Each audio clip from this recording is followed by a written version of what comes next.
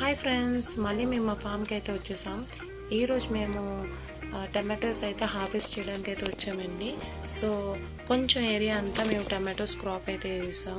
Tomatoes అన్నీ చాలా వరకు అయితే పండిపోయాయి. సో ఆ పండిన టమాటోస్ అన్నీ కలెక్ట్ చేసుకోవడానికి అయితే వచ్చాం. సో ఈరోజు టమాటోస్ని హార్వెస్ట్ చేద్దాం. ఎండ అయితే చాలా ఎక్కువగా ఉందండి. సో ఎంతవరకు చేయగలమో ఏంటనేది చూడాలి.